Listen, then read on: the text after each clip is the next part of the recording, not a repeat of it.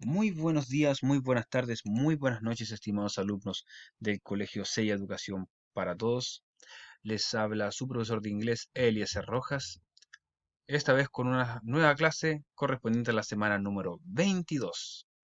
¿Qué les traemos el día de hoy, estimados alumnos del segundo nivel medio? Les traemos un resumen de lo que es la unidad 4. Por lo tanto, aquí solamente vamos a repasar los contenidos vistos. Observación.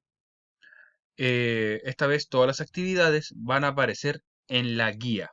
Ahí aparece especificado lo que ustedes tienen que hacer. De todas maneras, cualquier duda o consulta sobre las actividades de la guía, sobre lo que hay que hacer, me la hacen llegar a mi correo o a mi WhatsApp. Los contenidos que nosotros vimos en esta unidad fueron pasado simple, presente perfecto, comparativos, superlativos y vocabulario sobre la tecnología. Primero vimos sobre pasado simple y presente perfecto. Esto fue la semana número 18 donde practicamos algunas de estas palabras. Si bien esto es contenido que vimos por segunda vez, valía la pena repasarlo. El tiempo presente, para especificar un poco, es el ahora, obviamente. No es lo que estoy haciendo, es lo que hago. El tiempo pasado, obviamente, es el antes de la hora. Y el presente perfecto, para poder explicarlo bien, es una acción que comenzó en el pasado y que hasta el día de hoy continúa o trae repercusiones. Ojo, nosotros podemos decir, como por ejemplo, nosotros hemos estado en cuarentena desde marzo. Por lo tanto, desde el mes de marzo hasta la fecha, seguimos en cuarentena. La acción comenzó en el pasado y hasta el día de hoy sigue. Por lo tanto, vamos a comenzar. El presente sería to be y el pasado del verbo to be es was o were. ¿Cuándo es was o were? Lo vamos a ver en la siguiente diapositiva. También tenemos el presente perfecto que sería have o has been. ¿Cuándo vamos a usar has? ¿Cuándo vamos a usar have? También lo vamos a ver en la siguiente diapositiva. Pero para contextualizar, el verbo to be es el verbo ser. El pasado sería fui, fuiste, fuimos, fueron, fue, etc. Y el presente perfecto sería ha sido, he sido, hemos sido y todas sus variantes de e, a, an, etcétera, ya en español. Por lo tanto, ese va a ser mi presente perfecto. Pero en algunos casos, por ejemplo, los verbos regulares, como los tres que tenemos acá, los verbos regulares, los que terminan en ed, en pasado, su presente perfecto va a ser el mismo. La única diferencia es que tenemos que agregarle have o has. Por ejemplo, aquí dice ayudar, ayudé, he ayudado. Mirar, miré, he mirado. Ahorrar, ahorré, he ahorrado. Pero también están los verbos irregulares, los que no terminan en ed. En algunos casos, como es el caso de buy, comprar, su pasado es bought, compré. Pero su presente perfecto se mantiene. Have o has bought. Y otros, como es el caso de break, romper, broke, rompí, have o has broken. Completamente distintos, los tres son distintos. ¿Ya? Son algunos ejemplos. Si quieren ver esta información con más detalle, vean la semana número 18 de clases. Recordemos que el verbo to be en presente se refiere a am, is, are. Y tanto am como is comparten el mismo pasado, was. Mientras que el pasado de are va a ser were. ¿Cuándo vamos a usar have? Have lo vamos a usar si el pronombre de la oración es I, you, we, they. Y usamos has si el pronombre es he, she, it. En el caso que sean cosas, si es singular, es como si usáramos it. Si la cosa es plural, más de una cosa, es como si usáramos they. Así que si es muchas cosas, they have. Si es una cosa, it has.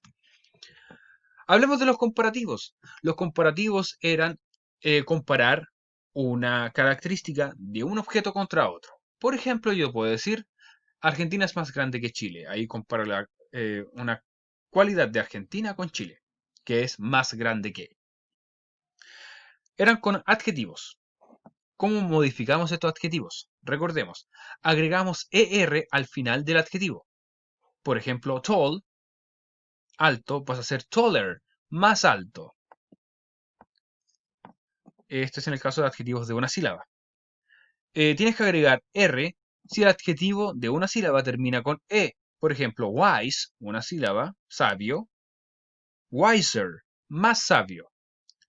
Si la palabra de una sílaba tiene tres letras y sigue el orden consonante, vocal, consonante, la última consonante se repite y agregamos ER. Por ejemplo, big, tres letras, consonante, vocal, consonante. Repetimos la última consonante, agregamos ER. Bigger, más grande. Veamos adjetivos de una o dos sílabas que terminan en Y. La Y que hacemos, reemplazamos la Y por I latina, agregamos ER. Shy, tímido, pasaría a ser shyer, más tímido. Y happy, feliz, pasaría a ser happier, más feliz. Los adjetivos de 2, 3, 4, 5, 6 sílabas le vamos a agregar al principio more, más.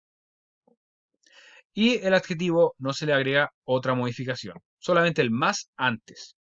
Por ejemplo, generoso, generous, pasa a ser more generous, más generoso.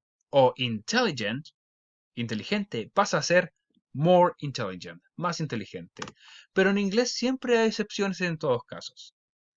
Estas son tres palabras que no siguen ninguna de las reglas anteriores. Por ejemplo, good, bueno, pasa a ser better, mejor. Bad, malo. Worse, peor. Far, lejos. Further, más lejos. Después de los comparativos estaban los superlativos. Los superlativos eran destacar la cualidad de un objeto, la característica de un objeto en un grupo de estos. Yo dije recién, Argentina es más grande que Chile, pero eso es comparativo. El superlativo yo puedo decir, Brasil es el país más grande de Sudamérica. Es el más grande de todos, en este caso. Eso es un superlativo. Vamos a ver cómo se modifican. Son las mismas en reglas con distintas modificaciones. Adjetivos de una sílaba. Agregamos EST al final del adjetivo. Por ejemplo, tall pasa a ser the tallest. EST. Ojo, que los superlativos le vamos a agregar a todos THE, the. Seguimos. Tienes que agregar solamente ST si el adjetivo ya termina en una E. Por ejemplo, wise, sabio, pasa a ser the wisest, lo más sabio. Y si el adjetivo tiene tres letras y sigue el orden consonante, vocal, consonante, repetimos entonces la última consonante. Big, grande, pasa a ser entonces the biggest, lo más grande, la más grande, el más grande. Adjetivos de una o dos sílabas y terminan en Y, hacemos lo mismo. Cambiamos la Y por I latina, pero esta vez agregamos EST. Shy pasa a ser the shyest. De tímido pasó a ser lo más tímido. Y happy, feliz, pasaría a ser the happiest, lo más feliz. Y los adjetivos de 2, 3, 4, 5, 6 sílabas, vamos a agregar antes de la palabra the most. Y no hacemos otra modificación. Esto significa lo más. Generoso pasaría a ser the most generous, lo más generoso. Y como último ejemplo, interesting, interesante, pasaría a ser the most interesting, lo más interesante. Y las excepciones, las mismas excepciones que vimos antes, por ejemplo, good, bueno, pasa a ser the best, lo mejor. Bad, malo, pasa a ser the worst, lo peor. Y por último, far, lejos, the furthest, lo más lejos. Recuerden que las actividades las pueden encontrar en la guía.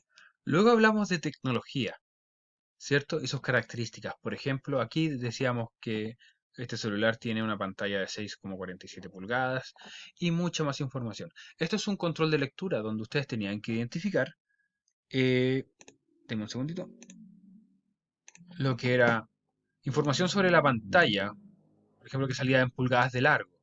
La velocidad del celular que se medía en RAM. La memoria interna, que podemos hablar de ROM o memoria interna. Hablamos también de las cámaras, por ejemplo, la cámara trasera, cuántos megapíxeles tenía. La cámara frontal, cuántos megapíxeles tenía.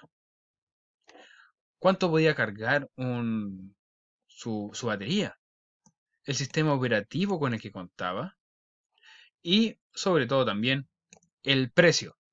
¿Ya? Teníamos dos opciones. Teníamos este celular, el Huawei P30 Pro, y también hablamos del Samsung Galaxy S10, donde tenemos mismas características o misma información, pero quizás algunos datos son distintos. Por ejemplo, aquí sale su pantalla, su velocidad de RAM, su memoria interna de ROM, su cámara trasera, cámara frontal, entre otros datos. Por ejemplo, también el precio. Lo que ustedes tienen que hacer entonces es ver la guía y responder las preguntas que aparecen ahí. Te va a salir tres alternativas, por ejemplo, te va a decir cuál de esos tres tiene la pantalla más pequeña. Y tú tienes que ver, según los datos mostrados aquí en este control de lectura, cuál tiene la pantalla más pequeña. ¿Es el Huawei? ¿Es el Samsung? ¿O ambos? En el caso que sean ambos, es porque ambos comparten la misma característica. Así que ustedes véanlo. Con esto se termina el resumen de la unidad 4. La próxima clase, obviamente, vamos a comenzar con la unidad número 5. Recuerda ver los videos para una mejor explicación, ya que tu aprendizaje es muy importante para todos nosotros. Ahí están nuestras redes de contacto, mi correo y además mi WhatsApp, donde pueden hacerme cualquier pregunta. Que estén súper bien, cuídense y nos vemos en una próxima clase.